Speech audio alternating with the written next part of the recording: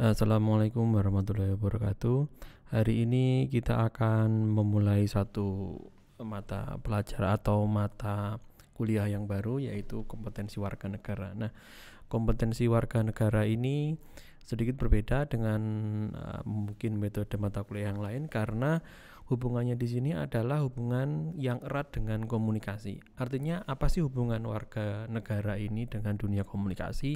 Bagaimana kewarganegaraan ini erat kaitannya dengan konteks komunikasi. Oke, lanjut saja. Untuk materi ini tidak usah terlalu lama, tetapi kita akan ambil esensi dari kompetensi warga negara.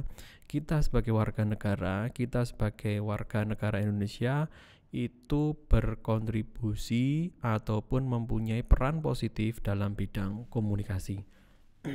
Baik, kompetensi maksud saya pada umum diartikan sebagai kemampuan kita dalam melaksanakan kegiatan sehari-hari, tetapi sebagai warga negara yang baik, eksistensi kita menjadi salah satu yang utama ini. Nah, eksistensi ini akan direfleksikan, akan kita bentuk menjadi atau kita wujudkan dalam bentuk sikap. Sikapnya ini bisa berbagai macam, perilaku atau perbuatan sebagai warga negara kita, sebagai warga negara Indonesia yang baik. Nah, kemampuan-kemampuan apa saja yang perlu kita perhatikan jika warga negara ini dikaitkan dengan konteks komunikasi? Ya, yang pertama adalah kemampuan memperoleh dan menggunakan informasi. Nah, kemampuan memperoleh informasi ini merupakan sebuah hal mutlak ketika seorang warga negara seperti saya, seperti Anda semua yang ada di rumah, ini mempunyai istilahnya sesuatu yang ingin kita cari ini. Nah, bagaimana kita memperoleh informasi tersebut? Oh, dengan berita dari orang lain, percakapan dari orang lain, kabar dari orang lain, ataupun melewati media massa. Nah, media massa dengan berbagai macam saluran, kemudian model dan bentuknya, kita akan melihatnya menjadi lebih kompleks nanti di dunia komunikasi, terutama dengan konteksnya media. Nah, seorang ahli komunikasi, Sigmar Quartz, ini menganalogikan orang yang tidak mampu menerima informasi diibaratkan seperti dinosaurus modern. Artinya apa? Kalau orang Jawa bilang itu begudul sakarepe dhewe. Nah, informasi-informasi yang diterima ini kemudian kita serap, kemudian menjadi sebuah istilahnya konsensi dalam pikiran kita bahwa informasi-informasi yang masuk ini kita sesuaikan dengan tema, maksud saya dengan norma, kemudian dengan etika dan sebagainya, yang kemudian akan menyambung, akan connect dengan kehidupan kita yang disebut dengan budaya. Oke. Selanjutnya adalah apabila setiap warga tersebut mampu mencari informasi, maka akan lebih banyak memperoleh kemanfaatannya. Jadi teman-teman semuanya ketika mendapatkan informasi, teman-teman harus mempunyai satu pemikiran bahwa informasi yang masuk ini yang pertama harus memperluas wawasan kita. Nah, memperluas wawasan kita ini bisa berbagai macam cara. Artinya informasi-informasi yang masuk ini kita harus saring betul keberadaannya, saring betul fakta, saring betul kemanfaatan yang memperkaya pikiran kita. Nah, yang kedua adalah mengetahui perkembangan informasi yang terjadi. Nah, bahasa kerennya adalah kudet atau kurang update jika kita tidak mengikutinya.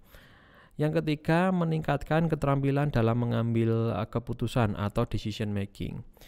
Nah, jika kita mempunyai pengetahuan yang luas, nah pengetahuan itu berasal dari informasi yang masuk, kita mempunyai semacam gudang ilmu, semacam istilahnya latar belakang atau referensi yang ada di belakang pikiran kita, sehingga kita bisa memaksimalkan kira-kira keputusan apa ya yang akan kita berikan nanti, efeknya apa ya kira-kira yang nanti akan terjadi. Nah, seperti itu contohnya.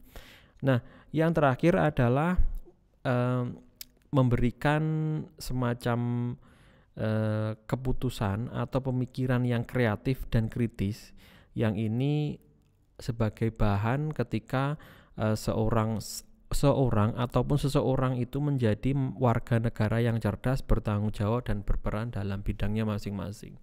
Nah, kemungkinan ini atau teman-teman yang berpikir kritis ini memang orang-orang yang pintar.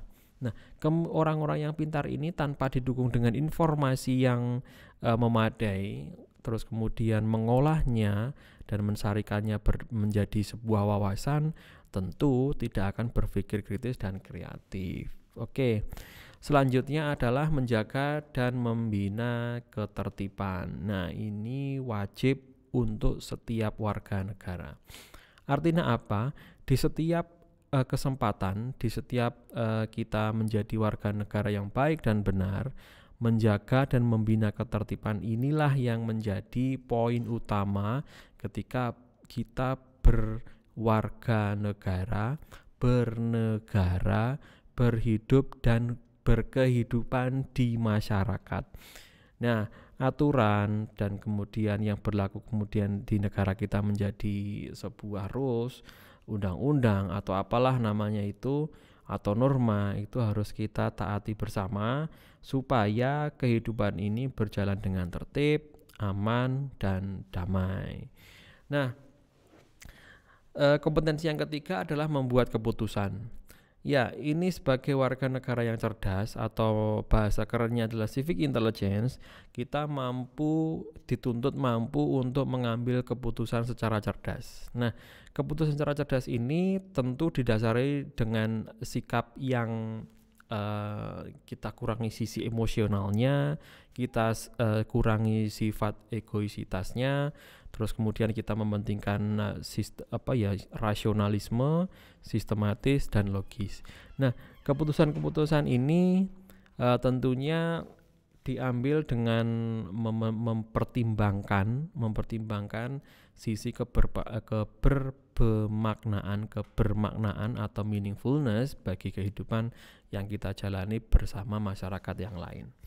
Nah, keempat, ini yang penting adalah kemampuan berkomunikasi. Nah, berkomunikasi ini merupakan sifat manusia. Jika manusia tidak bisa berkomunikasi, ya tentunya kita tidak bisa menjadi warga negara yang baik. Nah, bagaimana kita akan berkomunikasi? Bagaimana kita akan berinteraksi dengan warga negara yang lain jika kita tidak bisa berkomunikasi? Nah, berkomunikasi ini tidak hanya berbicara, tetapi berkomunikasi ini melewati berbagai macam atau mempunyai berbagai macam bentuk seperti tulisan, gambar, kemudian verbal dan non-verbal. Nah, kemampuan-kemampuan inilah yang menjadi warga negara yang baik pemerintah yang mempunyai keputusan untuk disampaikan ke warga negara. Nah, dari warga negara ke warga negara lain, terus kemudian kita membuat keputusan, berkomunikasi dengan warga negara yang lain. Nah, kemampuan inilah yang harus kita dapatkan. Nah, untuk mencapai kemampuan berkomunikasi yang baik, tentunya negara akan mendorong istilahnya kemampuan komunikasi ini dengan berbagai macam cara. Salah satunya adalah dengan pendidikan, yang kedua adalah dengan media, yang ketiga dengan sarana dan prasarana, yang terakhir mungkin akan didukung dengan berbagai macam regulasi ataupun peraturan-peraturan dari pemerintah. Nah, kemampuan komunikasi ini memang sangat tergantung dengan kemampuan kita sebagai warga masyarakat, bagaimana kita akan bagaimana kita akan menuju masyarakat yang lebih maju dengan komunikasi ini. Oke, kemampuan yang kelima adalah kerjasama. Nah, kerjasama ini membutuhkan wahana atau sarana komunikasi untuk kita bisa menjalin sebuah jalinan kerjasama tanpa ada komunikasi itu adalah sesuatu yang tidak mungkin. Nah, bentuk-bentuk kerjasama inilah yang memungkinkan kita kerjasama antar individu, satu orang dengan orang lain, satu orang dengan organisasi atau individu dengan organisasi, individu dengan negara. Individu dengan negara akan istilahnya lebih baik jika kemampuan atau sangat baik didukung dengan kemampuan komunikasi. Organisasi dengan organisasi, warga negara dengan negara lain, atau negara dengan negara. Nah, inilah yang membutuhkan semacam perangkat komunikasi, kemampuan komunikasi yang mutakhir, kemampuan komunikasi yang bagus. Jika tidak mempunyai kemampuan komunikasi yang bagus, mustahil atau akan sangat sulit kita akan mewujudkan capaian-capaian kerjasama antara satu dengan yang lain, baik individu, organisasi, negara dengan negara. Oke. Kemampuan yang lain yang terakhir adalah melakukan berbagai kepentingan dengan benar. Nah, kemampuan melakukan kepentingan ini dengan benar tentunya menjadi dasar ketika kita harus bersikap satu, disiplin. Nah, disiplin dengan waktu, disiplin dengan aturan dan sebagainya. Yang kedua, selain disiplin kita harus juga toleran. Nah, toleran inilah yang menjadi semacam istilahnya roh ya. Toleran inilah yang menjadi semacam nyawa ketika sikap disiplin itu tidak mutlak sikap disiplin itu menjadi motor utama, tetapi ada beberapa sikap yang harus kita toleran, ada beberapa sikap yang harus kita maklumi sesuai yang dengan kondisi dan situasi yang ada. Tetapi sikap toleran ini tidak menurunkan sikap tanggung jawab terhadap sesuatu yang kita kerjakan. Nah, tanggung jawab inilah yang menjadi tujuan utama ketika sebuah proyek itu berjalan. Oke, ini harus segera selesai, maka tanggung jawab saya adalah menyelesaikan pekerjaan ini. Respect terhadap orang lain hampir sama dengan toleran, tetapi ini lebih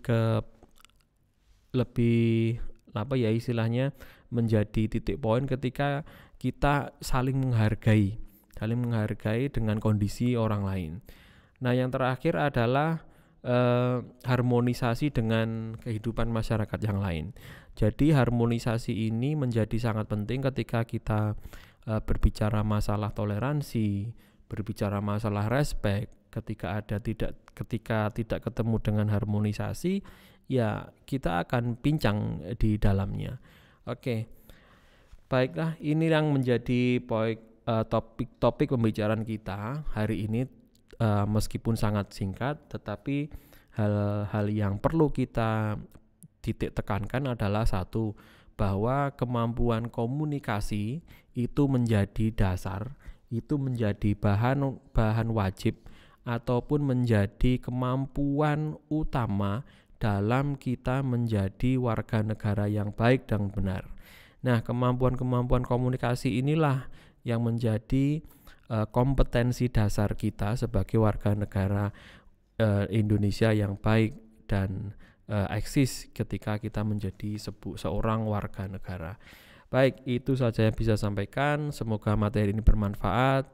Kita akhiri sekian. Wassalamualaikum warahmatullahi wabarakatuh.